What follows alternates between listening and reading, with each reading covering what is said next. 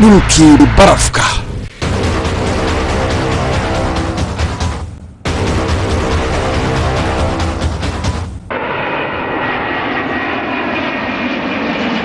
waxaan imika soo degnay magaalada Oulu loo yaqaano oo ku taala cidhifka waqooyi shishe ee waddanka Finland maanta duhurkii markii halkaan ka soo degnay waxa jawigu ahaa -28 ama 28 darajo ayaa qabowgu ka hooseeyay inta biyo ay ku barfaan waa gegida diyaaradahan joognaa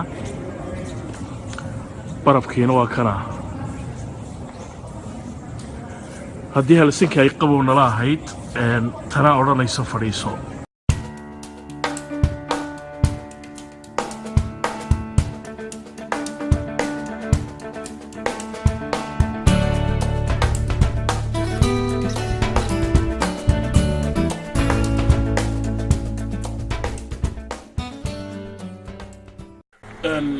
maanta waa maalin jimca saacadu waa 12 iyo barkii duhurnimo deedna halka naga sii jeedo waxa ku yaala masaajidka magaalada halkaas oo salaada jimcaha lagu tukanayo dadkuna maadaama ay mashquul yihiin halka ay ku kulmaan ay ku kala warqaataan waa masaajidka marka masaajidkan imka tagayna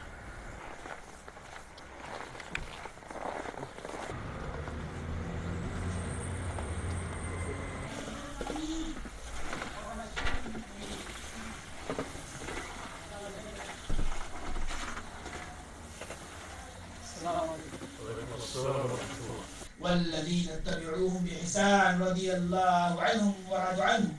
وأعد لهم جنات تجري من تحتها الأنهار خالدين فيها أبدا ذلك الفوز العظيم. Så mu'minun sa Allah subhanahu wa ta'ala sanoo todisesti uskovaiset menestyvät ne jotka nauruttavat rukoillessaan jotka käyttävät turhan päivistä ja jotka antavat sovituksen armon ja jotka hillitsevät himojensa jäsenet. One more brother, please. Come here. Come here. Please, 3 more brother. imika waxaa laga baxay salaadii jimcaha saacadu waa 1:05 deedna waxaa laii sheegay in 1:10 casarkii la dibi doono haddii alla yidhaahdo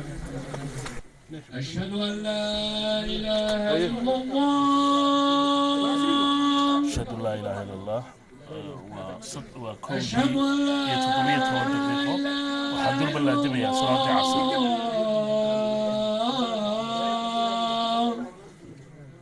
رشيد أهلا وسهلا أدبكوا سلام يا من عقو سبحانه يقول بالله كان عبد الله رشيد بدي تلك بدقني مقالة أولو waddanka Finland dhammaantii waxaan wada deganaa 6 sano awluna Afrila waxa la sheegay inaad kamid ahayd Soomaalida ugu soo horeysay magaalada Oulu degta imisa qof baad bariga ugu timid waxaan la nimid noo deegaanka kala ka soo gudbo magaalada kale waxaa joogay markaas ilaa 200 Soomaaliya waqtiga qudheeda ma yaray maysta yarana waayo waxa ay magaaladani magaalada dadka doonaysa oo bariga hore waxa deganaan jiray niman waddanka Naamibiya la qabo kuwana waxa ka sii horeeyay ma Venezuela ka soo orday oo Latin America waxa dadka Soomaalida ay soo marka waqtiga timi madowga ugu badan ama muslimka ugu badan waxa ay Soomaaliya waatay xaaladda maanta ka jirta iyo tawaaga aad ugu timid hadda tilmaaniga si maxay ku kala duwan badan bariga nimid waxa masaajid ma jirin sida waxaad ii sheegtay in masaajid way ahaan jirigii hore ay ahayd night club ama meelaha lagu caweeyo waxaad meel night club markaan waddanka nin iska shaqadoonaan ahaan la keenay markaa nin helid horta adiga markaa gaadhka ahaa night club way markaa dhowr bilood markaa ku shaqaynayay askariga tagay iskuulkayga waa sii watay maantana alxamdulillah waa masaajid meesha sida la qabo oo -30 gaadha mararka qaarkood sida qof ugu noolaan karo muddo dhowr iyo 20 sannadood waa taas waxa weyn وحلم إلهي عادي بيكون نقص يمكن هو برأيك يا بس يبدي بكون في السوق نو وحوي يعني طفل waxaan u maleynayaa markaan dhalinyarada la kaftamo qabow geliya allah yarxamo waxaa idhaha hooyadii baa naaska si fiican ay soo jirtay aad iyo aad ugu mahadsantahay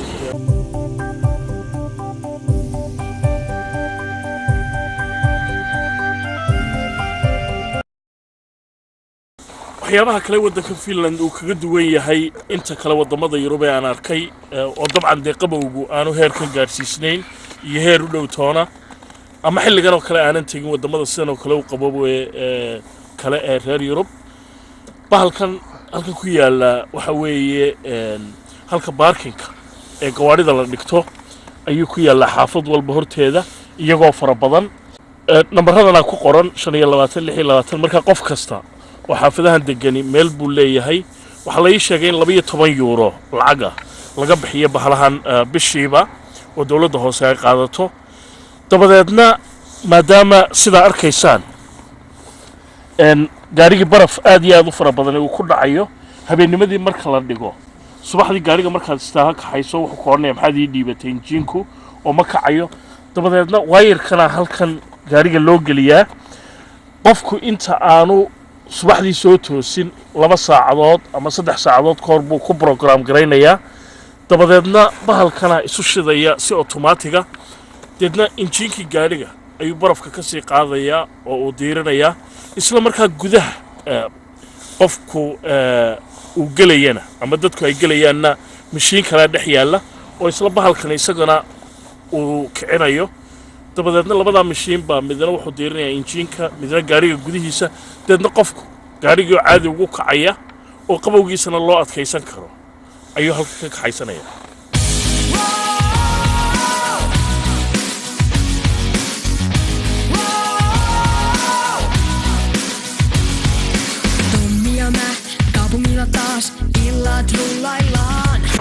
marka laga tago jawiga aadka u qabow ee ka jira waddanka Finland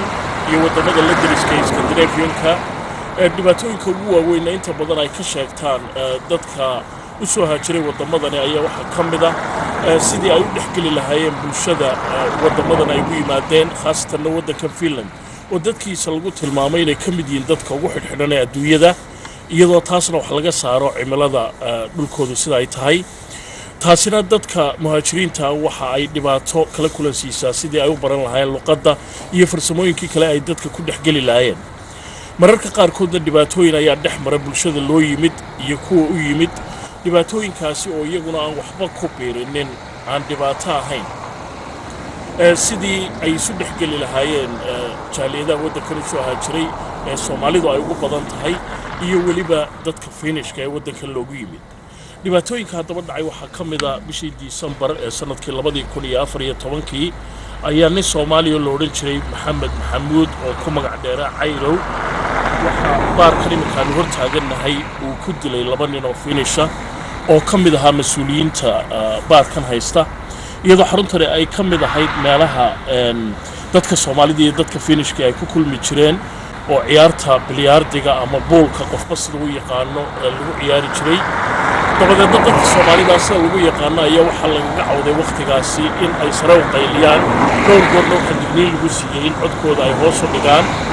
arrintaasi markii ay waxba ka socon weyday ayaa ninkaas Soomaaliga ah ee Maxamed Maxamuud oo Cayrow ku magac dheeraa waxa markii dambe la iska hortaagay inuu baarkan galo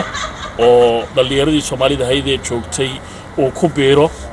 dabadeedna faash buu kala soo baxay shadad yar oo dhabarka ku sitay waxaanu qudha ka jaray 2 nin oo ka mid ahaa raggii Finishka ay ka shaqeynayay baarkan arrintaasina waxay aad iyo aad u taabatay guud ahaanba dadka ku dhaqan magaaladan Oulu oo Soomaalidu dabcan ay ka mid yihiin si markaa Soomaalidu ay u muujiyaan inaanay la qabin dareenka ninkaasi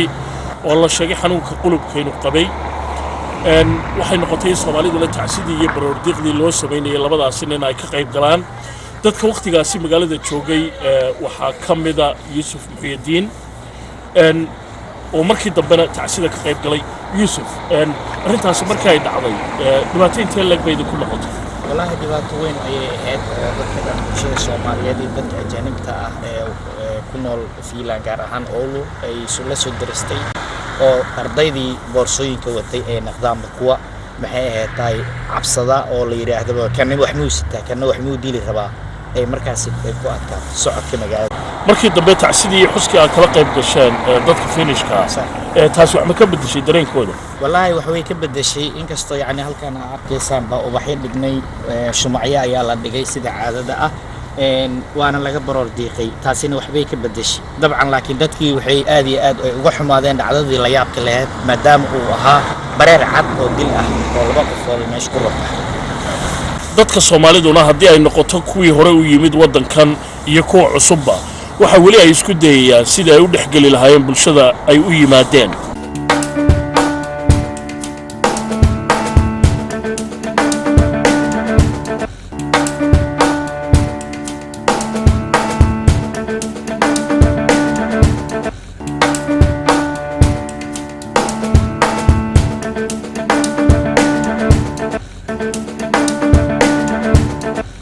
waa haro ka mid ah harooyinka ugu waaweyn ee wadankan oo dabadeedna inta barafkii fadhiistay rumaysan ama rumaysan ay gawaadhidii dul marayaan gaariga nimanka aanu la socono waxaan ku saaranay 5 qof haddana waa kaasa waxaana la ii sheegay ilaa 50 kilomitir masaafada uu gaarigu loo ogol yahay inuu gooyo waxa weeye biyihii oo fadhiistay oo baraf noqday oo deedna jid laga dhigay yaa salaam haddii aad maqli jirtay gaarigii waa ciid naga galay ama buur buu ka bixi waayey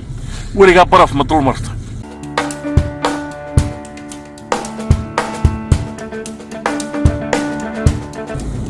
sidii aan idiin sheegay sida calaamadda ku arkaysaan 50 kilomitir ayaa la ogol yahay jid biyoodkan in lagu dul maro marka waxa weeye masaafad aad u dheer inta jidkan uu socdaa haradani waa haro aad iyo aad u weyn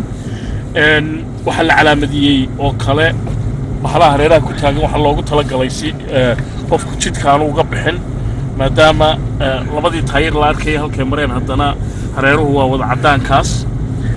sida idin muuqata haadkii kale waa ka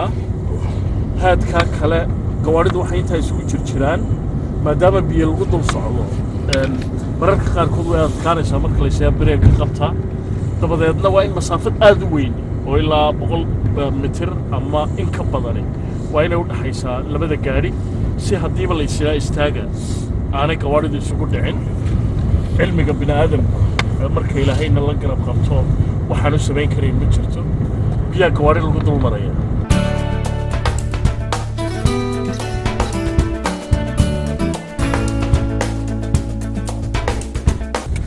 cameraman Abuukar Mahdi baa halkan ku ducaysanaya ilaahay wana halkan galin laakiin dabcan waa la tijaabiyaa koorinta gawaarida loo fasaxin in ay halkan maraan dadna waxa la eegaa barafku inuu iska xijin karayo gawaarida halkan maraysa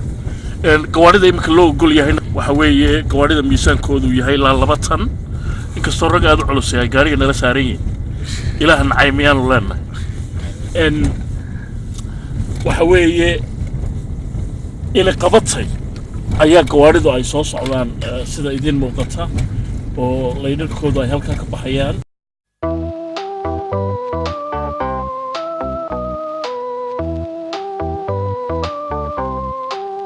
I'm gonna find them off. A 7-nation army couldn't know me back. They're gonna rip it off. Taking their harada bartikeed baan nimika taagannahay xaggan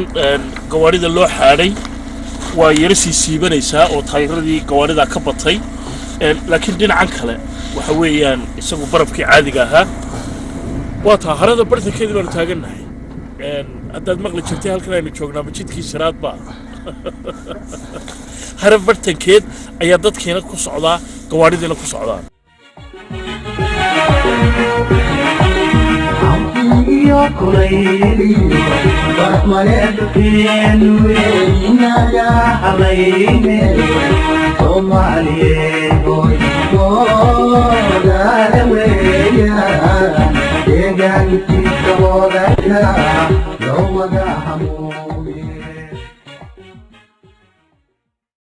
rag odayaasha ku nool magaaladan Oulu waxa kamid ah Maxamed Ali Yusuf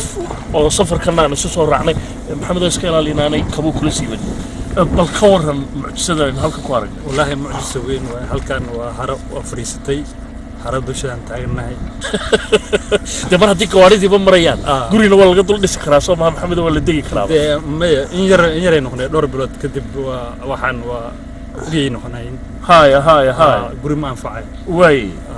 marka biyahani way dhalaalayaan marka qorrax yari ay soo baxdo ay soo baxdo way dhalaalayaan ee jawiga yara diiro bisha shanaad oo kale iyo haya waxaray noqonaysaa oo biyo socdaan waliba halkan waxay kaga yara dagan tahay magaalooyinka gudahooda barafka waranka sokow dabayl yar baa ka dhacayso yara dhaxanteeda wadatayo marka qofka halkan uu gaari kaga jabaa xagee buu iska doonaya maxamed de halkan anaad caawinaad raadsataa oo booliiska wacataa si isku caawiyo hadduu gaari kaa jawo sida arkaysaan ku dheedo mikrofoonkii baan hayn kari laahay oo gloveskaygii baan soo iloobay marka meesha waan ka dhaqaajinayna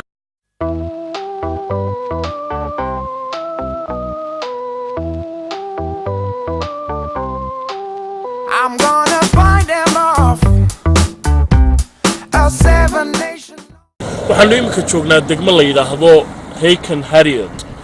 waxa weeye duleedka magaalada Oulu oo ku taala waqooyiga waddanka Finland xerada qaxootiga iminka aanu ku sii soconno oo aan halkan aan joogno ka dheerayn waxa ku jira ilaa 200 oo qof oo weli laga tashanayo ama laga arinsanayo wixii laga yeeli lahaa raajidooda magangalyo doonka dadkaasi waxay isugu jiraan Soomaali Iraaqiyiin iyo Suuriyaan dadkaasi badankoodu waxa weeye dadka aan weli go'aanka laga gaadhin araajidoodii magangalyada ay ku dalbanayeen waxa la sheegay dadka xeradaasi ku jira qaarkood inay yihiin kuwa marka hore iska dhiiba magaalada Helsinki oo dabadeedna qayb ahaan halkan la keeno qaarna waxa weeye kuwii gobolka laftiisa iska dhiibay bal hadda waxaanu barnaamijkan ugu kuurgalaynaa xaaladda ay ku nool yihiin sida ay u arkaan noloshooda cusub ee dhulkan aadka u qabo ay ku qaadanayaan iyo duruufaha ku gadaaman noloshooda waxa kaloo la ii sheegay in 200 oo qof oo dadkaasi ka mid ah oo ahaa gaar ahaan dadka Iraaqiyiinta ah markii ay arkeen duruufaha cusub iyo nolosha halkan ka jira in ay go'aansadeen in waddankoodii ay iskaga noqdaan waa hagaag bal imika xeradan tagaynaa halkan waxa ku yaala ilaa 5 dhisme oo waaweyn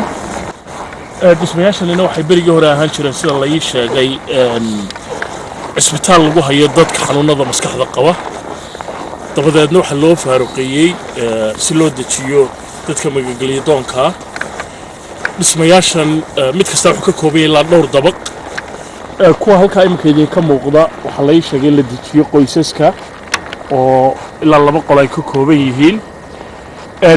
kan weyne halkan ka muuqdaana waxa weeye xarunta xafiisyaduna ay ku yaalaan waxaana la dejiyaa dadka aan qoysaska ahayn ee kelidood socda marka inagu kanaynu gelaynaa waxa kaloo la ii sheegay in xaruntan dadka qaarkood ay ku jiraan muddo dheer oo sanad ka badan ilaa sanad iyo badh qaarkood ay ku jiraan hor intaan go'aanka laga gaadhin arjigooda magangalyada ay ku doonayaan marka waa meel dadku muddo dheer ay deganaadaan oo hadda xaaladaha ka jira ayaynu eegaynaa waraaqii aqoonsiga halkan lagu weydiiyey albaabka dabeedna baasaboorradii iyo kaadhar kale lagu dhiibnay si loo kala ogaado dadka xarunta imanaya ee markaasi aan deganayn iyo dadka xarunta degan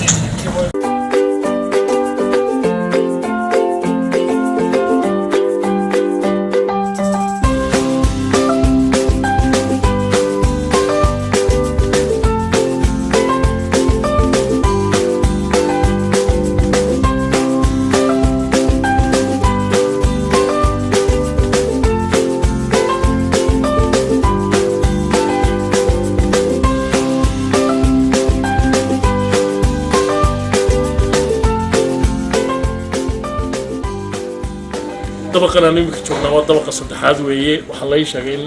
la yidhaahdo 300 waxa u badan dhalinyarada Soomaalida ah dabaqyada kalena waxaa la ii sheegay in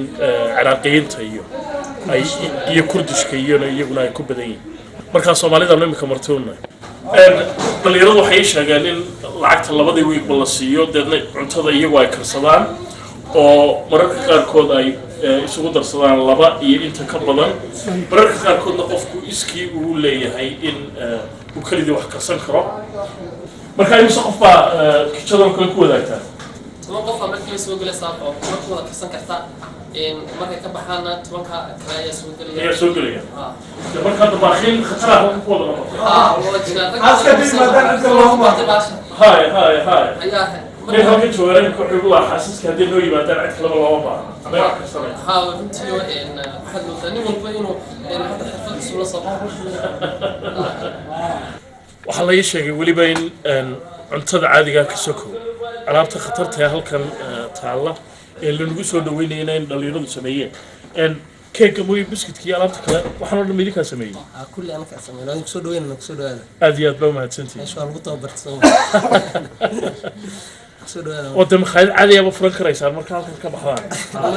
شغال بروفيشنال كاسبرم لكن معناه نفس الدين. أنت اللي شكو دبريه. هاي. اسمع حرضنا كنت هلا مركز جدا وصاق الشو وحيابها كسوت شيء ذنيا. رنتي عادي أدوجد وأنت مالف ربضنا وكله وأنا ركي وقحوتي سومالي ذا كتيران يقحوتي كلبه حوي سيدا ماش ويقول نظام صنت هاي ينظافة ده وإحنا ليش جد اللي يرضى يكون شقيان مقعد. بسنا على بود.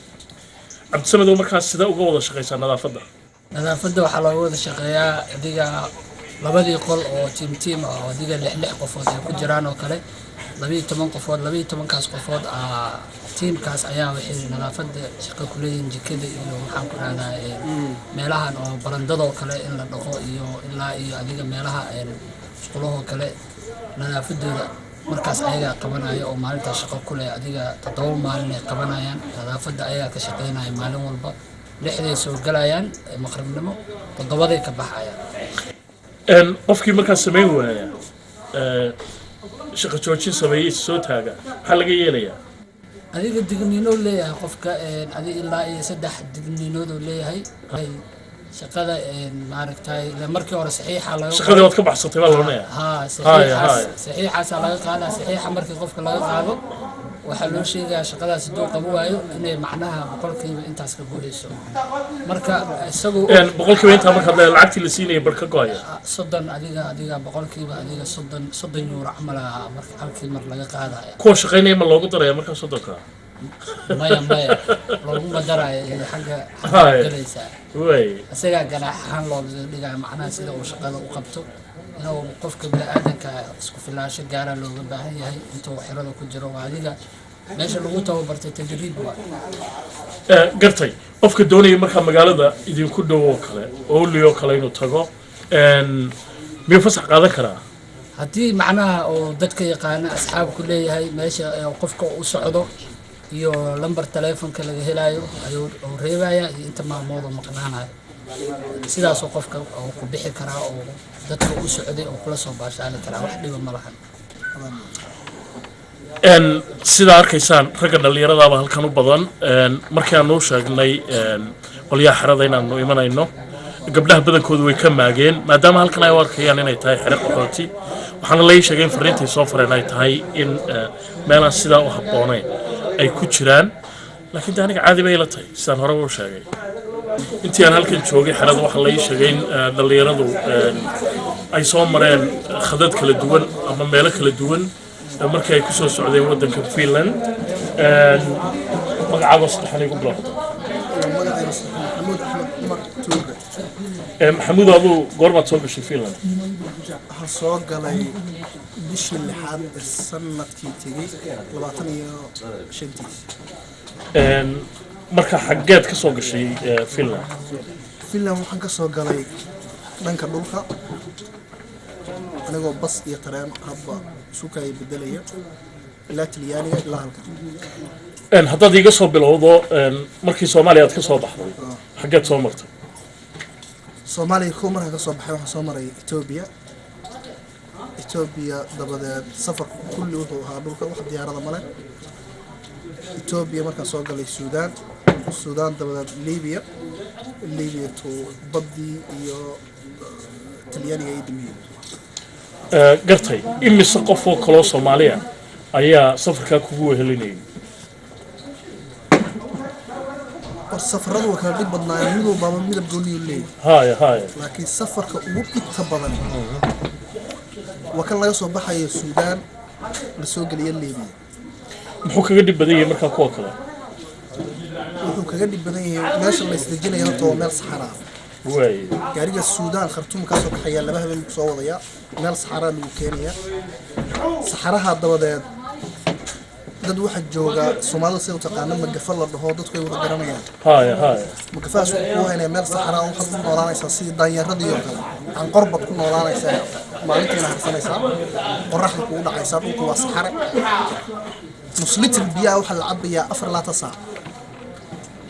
halka waxaan ku soo galnay 171 waxaan ku dhimatay 34 Soomaaliyeed kaga dhashay 34 Soomaaliyeed ku dhimatay way intii ninkale Liibiya soo gashay markaa intii kale kuwa naf taagan oo qayb waliba ay ku sii dhimatay Liibiya qodobkooda ay ku naf go'een badii aduu wixii ka soo tagay 171 oo waxaan 40 dhamay Yurub soo galay 40 baa kaga soo hadhay 170 40 waliba macamad dhamay 168 meelaha way intii nin markaa soo gudubtay talyaaniga soo gashay saa qiyaasay ma talyaaniga soo galay way talyaaniga intay joogtay talyaaniga waxaan joognay horta ninka markuu dhanka iyo Liibiya ka yimaado talyaaniga soo galo waqtiguba inuu xisaabno waayo saacadna ma wato mobilkan hadda aynu wadanaana taariikhda kama shaqeeyo waayo niyo Khartoum markaa soo baxaysa laga soo reebayo waxa sababtu leeyahay ka reebaya مخلصينta iyo dadkan ka shaqeeya howlaha taariikhda dadkaas ururinaya intay ugu soo galaan gobolka sababta uu ururinaya maxay tahay ma dadka ka qaadayaan mise waxay leeyihiin idima shaqeynaya mise sabab kala jira ma sababta loo diidaya waxa weeye waxa la diidayaa in uu hadal oo dhan banaanka u baxo aan loo ogaan dadkana meesha marayaan waayo waa process u gaaray iyo qoladan dadka taariikhisa la diidayo inuu qof ka war helo meesha marayaan iyo inta ay soconayaan gartay markaa talyaanigii baa soo gasheen talyaaniga markaa mudayta la go'aantay talyaaniga wuxuu ka kanay 6 maalmood horaa ka soo dhaaftay inta lacagaha ku sugeynay oo safarkayga ku soo dhamaystiray markaa 38 niiba waa wada socoteen miya ما يضبط قيم بسوق ضبط مر بسوق كلام قارب نجسه الري لح بلاد قارب تطور بلاد أنا أقول لهم قضاها قف نسيب في سوحة وقفنا وقت موسى عدايو مركوجه الرسول اللي بيسوق له بده فرق صفنا قفنا وحسوق مدفر بدنا إلى هنا مقارن بين الضعف إن أتيجي أقول هاللي هذا كبير عليه سفر كي دين على ليبيا أنت على قلادها يدك على الذي يدي بتويك ويكتشرين ودك ليبيا أيام قياسي أنا تصورتها حالات سلاحد مركات بالهذا صور كبحثه حالات ليبيا أنت صمر ولا شو بحنا dad wanaagsan way jiraan laakiin intooda xun baa badan rayaf fara badan baa marka ka jira oo inta xun iyagu adeegsadaan oo maxaa kamid ah sida zab wadalgaxba noocaas oo kale maxay af Soomaali ku noqonaysaa waa doqon yahay sharmuunta ku dhashay wax noocaasa nacrad baa kugu taallay ilaa iyo waalidkaagii saddexaad awowgaagii saddexaad baa la tirnaya way rafaadku kala duwan yahay oo kooba lama dhihi karo kan kuma soo koobi karo laakiin waxaan kala talinayaa dhammaan ummadda Soomaaliyeed meel walba inta muuqayga iyo maqalkayga oo garanaysa iyo intaana garanayno Soomaalnimo ii dhageysanaysa ama ii daawanaysa inay iska ilaaliyaan wadadan la soo maray inta ku haween weeyo hadda ku tashanaysa laakiin sidii marar fara badan oo hore dhacday soo dadka barnaamijka daawanaya isma oranayaan damcu kaga jiray inay soo safraan soo isma oranayaan markii isagu uu galay ayuu daadna leeyahay iskaga jooga warno markii hore baan saasan isla laakiin aragtidu way ka duwan tahay marka meeshii timaadad fadhigii yaala Soomaalida kullu was garanaynayo dhihi mayo fikirkooda inta waan cabir karaa waayo ana ka dhasho intaasaan ku noolaa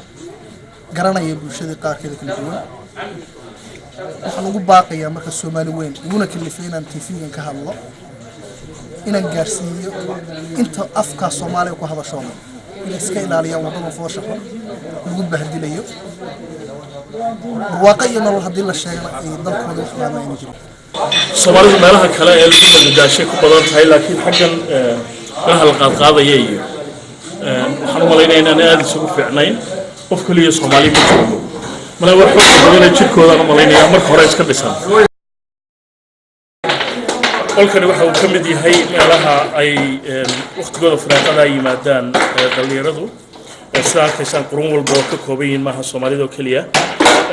hadda anigana game bay siiyeen aan isku eego National Geographic from Somalia.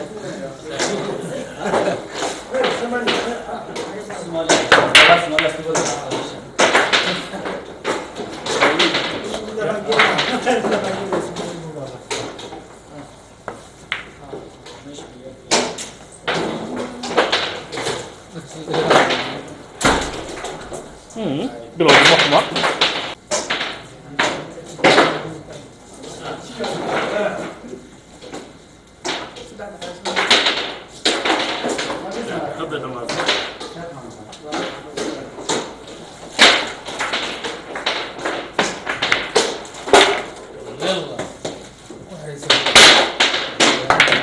يلا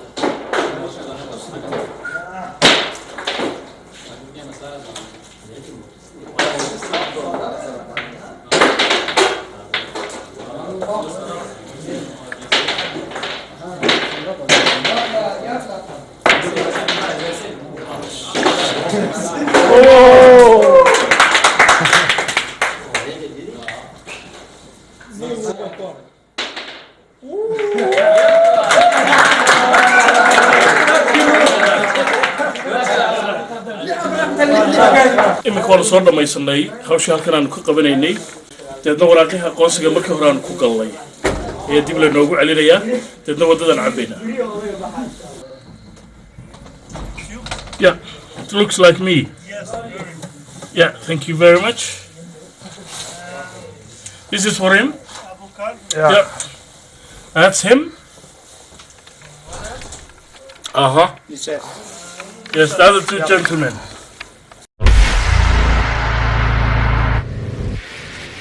waxaanu joognaa magaalada Helsinki ee xarunta wadanka Finland magaaladan taariikhda Soomaalidu waxa ay dib ugu noqonaysaa ilaa 22 sanadood ee ugu dambeeyay Soomaalidii ugu horeysayna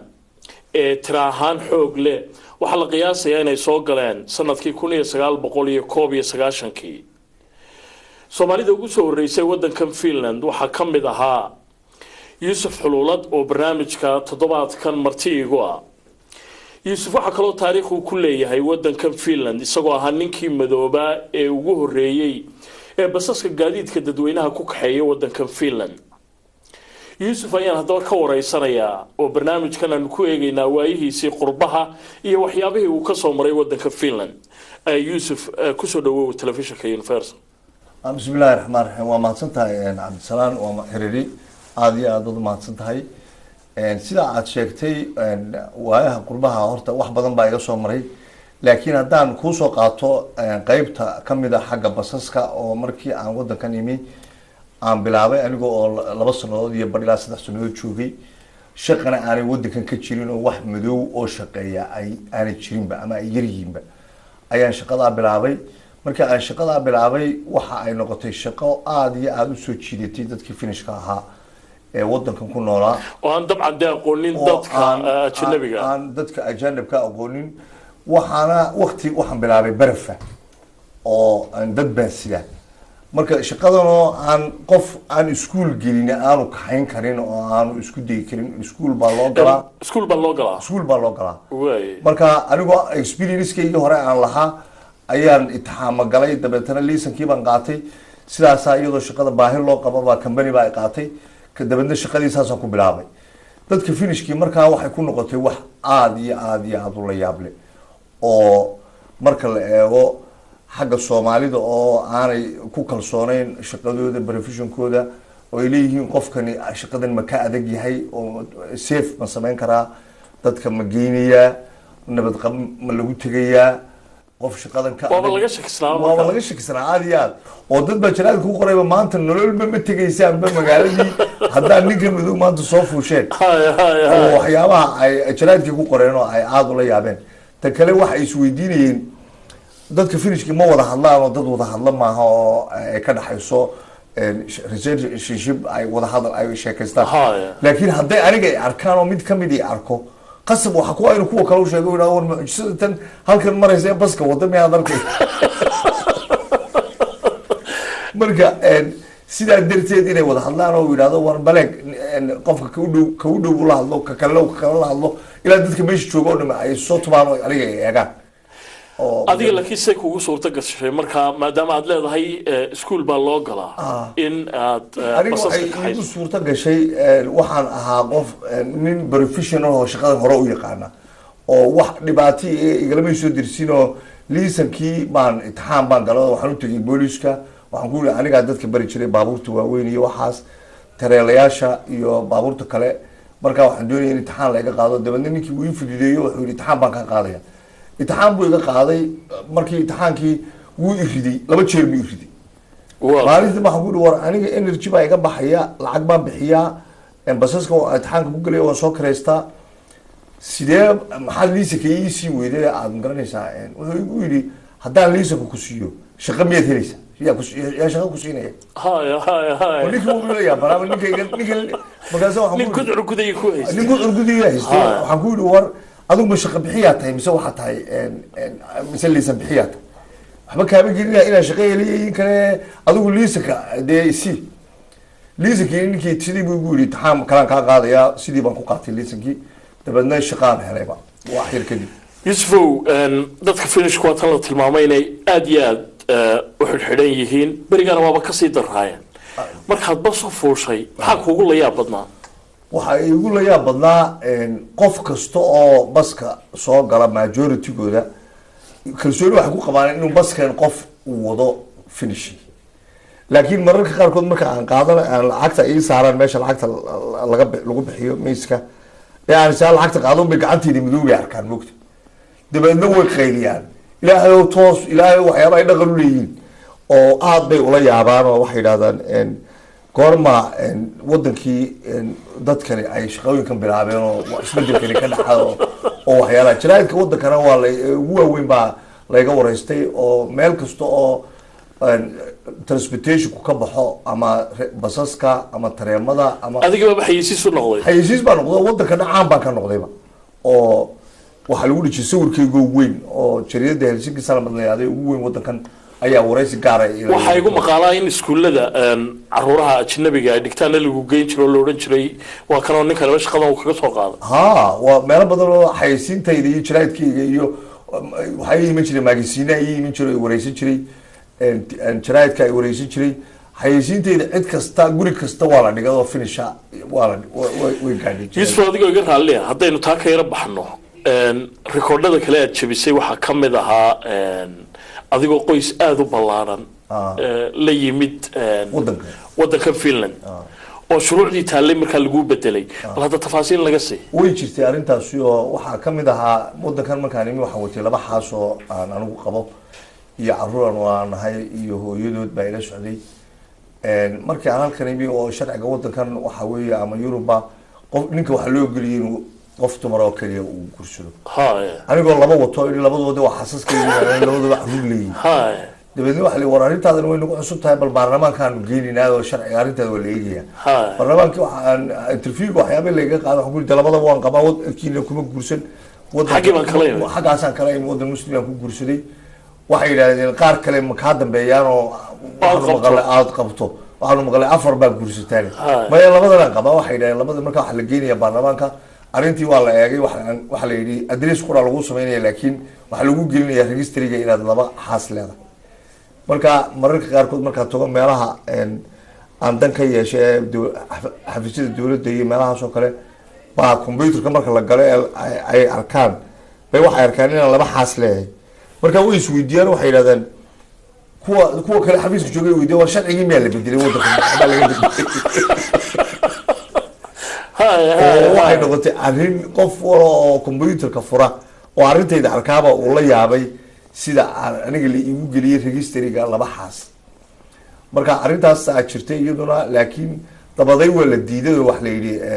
ninka muslimka ah ee doonaya inuu gabadh kale guursado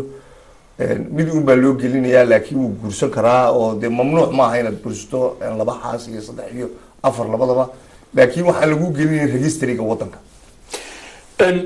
yusuf markaa waxaa la isweydiin karaa maadaama berigaa lasoo tahriibayay qoyska qoyska saa u ballaaran aad wadatay sabay idinku suurta gashay idinkoo 12 qof ah inaad soo tahriibtaan waxay noogu suurto gashay runtii waxaan soo maray masaafo aada iyo aada u dheer oo muddo dheer ayaan magaranaysaa markii waddankeena dagaaladu ka dhaceen waxaan reerka geeyey muqdishoan geeyey waan kasoo kaxeeyey waxaan keenay jabuuti waan kasoo kaxeeyey masar baan keenay waan kasoo kaxeeyey waxaan keenay suuriya oo ay in badan deganaayeen oo dhowr sanadooda akritaankii maan doonaynin inaan qurba imaado laakiin waxay igu kaliftay dagaaladii oo daba dheeraadadoo dhammaan waayey markii aan arkay ayaan ana sacuudigan ka shaqayn jiray oo shaqadiina ay sacuudiga soo yara gabaabsi noqotay ayaan saa darteed baan kusoo baxay turkigaan imi markaa waxaan ka iibsaday baasabooro kenyatiyahoo kuwaasaan kusoo dalmaray oo aan raashiya kusoo dhaafay dabadeed saasaan ku imi yurub finland oo baasaboorada kenyatiga baa free u ahaa inaan kusoo galo isaamaxay inaan kusoo galo finland marka laga hadlayo xidhxidhnaanta iyo cunsuriyadda waddankan finland beriga aad timaadeen baa qiyaasayaa in ay aada weliba uga sii darayd sida imika tahay maxaa ugu weyne iska bedelay baad oran layd bulshadan aan la nooshin waxa ugu weyne iska bedelay wax fara badan baa iska bedelay oo aniga aragtidayda ah waxa ay soomaalida u haysteen inay yihiin dad aada u xidhxidhan oo badow ah oo aan waxba baran karaynin oo aan shaqooyin badan oo ay dadka finishka qabtaan aan qaban karaynin markii imika ay ogaadeen inay yihiin dad caadiyahoo maskaxdooda maskax furan leh oo wax baran karaya oo lagaba yaabo inay iyaga kasii actifsan yihiin mararka qaarkood oo iskuullada markaa adeegto iskuul kasta oo ay caruur soomaaliyeed dhigato waxaa lambarwanka u gala qof soomaaliya ama inan baa lambarwanka qaada marka sidaa darteed imika dhakhtarkayga aniga waxa weeyaan waa dhakhtar soomaaliya oo dhakhtarkayga ilkaha waa gabadh soomaaliyeed baarankay ka shaqeeyaan shaqo kasta oo ay qabtaan oo grade kasta ha ahaatee way qabtaan marka sidaa darteed weyn baa iska bedelay cunsurinimadoodii anagii oo isbaranay oo isku noqonay dad isbartay luqadii oo aanu baranay oo iyaduna noo sahashay inaan isku soo dhawaano marka dadku ay wada hadlaan luqadaada ay kula hadlaan qofku uu kusoo jiidanayaa yusuf sidaan ka warhaya dhowrkii sanadood ee ugu dambeeyey wadankii aad kusoo noolayd sanado fara badan oo ka horeeyeyna dabcan wadanka finland baad joogtay dadka wadankan yaanay badnaanin be waad la macaamishay maxaa ugu weyn aad ka baratay baad soran lahayd wadanka finland waxa weyne aan odhan karo waan ka bartay waa waayo aragnimo waayo aragnimadaas waxa ay ii macaaneysay oo ay itustay waddankaygii oo aan ka faa'iiday waddanka kan waddankaygii hooyo markii aan ku noqday anu nin weyne baan ka imi haddana markii aan ku noqday wuxuu igu noqday cusay qof cusub oo kale ayuu igu noqday oo waan xiiseeyey waan jeclaaday waxyaabaha marka ugu horeysa ee aan aada iyo aada usii jeclaaday indhahaan ku dhufan jiray subax kasta waxaa kamid ah qoraxda ciidda iyo hawada saddexdaa shay oo saddex shay oo isu miisaaman dadka joogaa saa ma u qiimeeyaan qoraxda iyo ciidda iyo hawada maya ma qiimeynayaan oo waana arag baanay ahayn sidaydoo kale haddii usoo waa arki lahaa wadamadan barafka iyo dhibaatadu ka jirto iyo qoyaanka iyo maxaa idhahdaa aan ciid la arkaynin ciidda wax lagu beerta wadankan markaad tagto meelaha wax laga beerto waa madow taana waa tii aadan loo diyaariyay oo sideedii waxba kama qabin waa sideedii qofka aan qurbaha usoo bixin sida aad sheegayso ee aan qabowga aad sheegayso iyo xidhxidhnaanta iyo waxaasoo dhan arag waayaha qurbaha haddaad istaa uga waran maxaad uga sheegi lahayd waayo qurbaha waxaan uga sheegi lahaa horta qofka bini-aadanka wuxuu leeyahay faa-iido markiisa hore waa maskaxdiisa iyo muruqiisa qofku markuu wadankiisa ka tagay wadan kala tago ee wadankaa ka shaqeeyo maskaxdiisa iyo muruqiisaba wuxuu geliyaa wadankaa kale oo uu energy siiya lacagta uu ka qaato wuxuu ku bixiyaa kiro iyo raashin iyo layd iyo cashuur iyo shan shay buu ku bixiyaa oo wadanka hadduu ku noqda 200 ama 300 ama 400 baa usoo haro oo 200 uu dira uu diro wuxuu ku qaribaa anigu aragtida inuu wax ku qaribayaa wuxuu ku qaribayaa reer isku tashan lahaa oo iyagu isku tashan lahaa oo shaqaysan lahaa oo wax soo saar samaysan lahaa oo ama dhulkooda wax kala soo bixi lahaa ama wadankooda baa mushtari ka samaysan lahaa ayaa isku haleeyo oo yidhaha 200 baa inoo soo dhacaye maxaa ninkuna suuqu shaxaa tagaa oo qaylaadiisa iyo wixiisa cuntadiina guriga raashinkiina dukaanka 200 dibadda looga soo diraa marka reerka uu kharaabiyay ninkaas oo waxa magaranaysaa sidaad darteed ma waxba uma tarin laakiin seeban wax ugu tarin baa la isweydiin karaa Yuusuf soo reerkii uma baahno ninkan ama gabadhan reerumay soo dhoofin dee hadday usoo dhooftay reerkii 200 bay dirtaa waxaan maqlay dhaqanka Soomaalida 2 nin oo walaala ba mid geel badan buu lahaa dabeedna markuu geel badan lahaa baa midna geel xoolaba ma lahayn dabeedna ninkan geel badan le baa ninkan aan xoolo lahayn caruurtiisu caanaha ayuu la cabaa ninkii baa wuxuu yiri haddaad maanta dhimato ninkan inamadaadu ma siinayaan geel caana uga lisinayaan iska geel waa la qaybsanaya oo lagu kala haddaba intaad nooshay ninkan caruurtiisa waxa u tabcadeen sidee aad ninkan u shaqo gelisaa ninkan reerkiisa ugu shaqo tagay dabeedna wuxuu ku yiri aabe bal maanta geela hal caana macaan ka soo gudin uu ka soo gudin wuxuu yiri adeerka u dhiib markuu haruubkii ka buuxiyay uu dhiibay markuu cantugay buu yiri walaal bal ka waran macaan yihiin markuu wallahi waa tii ugu caana macaan intaasay dhaarigatay inaad aftan ba saarin buu ku yiri ku toosay afta iyo reerkaaga saad oo dhan saadiga yaqaan marka uga jeedin ninkaasu inuu ninkan shaqo tago oo reerkiisan uu wax u sameeyo oo aanu geelin isku halaynin caana ka abay marka waxaan uga jeedaa mahmahda si aanu 200 la diraya ninkan way haleeyeen waxba uma tarin xoolaha u noqon maayaan sidii uu reerkiisa laakiin hadii su'aal kale aan ku weydiiyo Yuusuf maxay ka shaqeyn lahayd sootan marka wadankii la tago dadku shaqo la'aan iyo camal la'aan iyo sootan waxaas laga cawdo de waxaas waxa aniga aragtideeda shaqo la'aan ma jirto maamul xumaa jirta oo maamul xumaa jirta waxa ku jirta waxa weeyaan dadka hadii loo sameeyo la jiheeyo imika sida iskuulo amati iskuulo kale ma jiro technical school wax la yiraahdo oo ay dadku wax ka bartaan si ay wax la soo baxaan dawladdu ma samayso dawladdu beero uma samayso dadka oo dhul banaan baynu haysanaa oo biyele si ay dadku wax ula soo baxaan oo ay beeraha uga shaqeystaan oo iskaashataba hadday doonaan ha noqdaan oo iska wax u qabso laakiin inay dadka la jiheeyo weeyaan laakiin camal la'aan ma jirto dhulka wax waa laga soo bixi karaa halkan aynu joognaba dadku way samaysteen shaqada iyaga sameeyay marka dadka aad la kulanto intaan intaada ku weydiin imika ma waxaad kula talaysaa waxbaa u dirira anigu de waxba lama dirayo oo dadka imika wax diray wadanka joogo majority-gooda qofka ninka ugu yaray waa 35 jir ninka 35 jirkii 15 sanadood kadib waxba ma dirayo oo lacagta automatic bay isu taagaysaa iyada is taagaysaa marka dhaqaalihii oo qolada dambe halka ku dhalatay ama ku kortay ma dirayaan kuwaas ma dirayaan oo Axmed Dire yaqaanin isagina Axmed Dire karo wuxuu gaaraya retire buu gaaraya waqti retire buu gaaraya marka majority lacagtaas way istaagaysaa oo saasi ku joogsatay marka anigu waxaan lahaa intaanay istaagin dadka gudaha jooga hay isku tashadaado hala tabaabulshaysto dawladdu arinta ha ogaato 50% dibadda imika ka hesha dhaqaalaha 100% markay dibadda ka hesho kontonkaas uu istaagaya casho dhow marka dadka wajadii ay say ugu jahayn lahayd dadka dee ha ku tala gasho iyaduna ha ku darsato systemkeeda iyo qorshaha ku darsato maxaa kale uga sheegi lahayd qurbaa marka taa laga tago waxa kale qurbaa uga sheegi lahaa qurbuhu dee horta dhibaato intaa ka badanoo zero weeyaan waaba zero buu noqday qofkii qurbo jooga waa zero marka uu sidaa yahay oo anigu ma arkay faa'iido kale oo dad baa jira guriga dhistay oo dadka dhulka joogaana laga yaabaa inay arkayaan ay leeyihiin hebel baa guriga soo dhistay ama gurigan islaam baa soo dhistay oo dee qurbaha xoolaha laga soo shaqeeya xoolaha meesha laga keeno anigu waxaan aaminsanahay inay yihiin xoolo aan sax ahayn oo islaamo xagbad galay oo caruurta lacagtii caruurta loogu talagalay ayaa xagbad laga galay marka xagbad laga galay baa muddo xagbadii lagu jiray dabadna muddo kadib guri baa la dhisay filla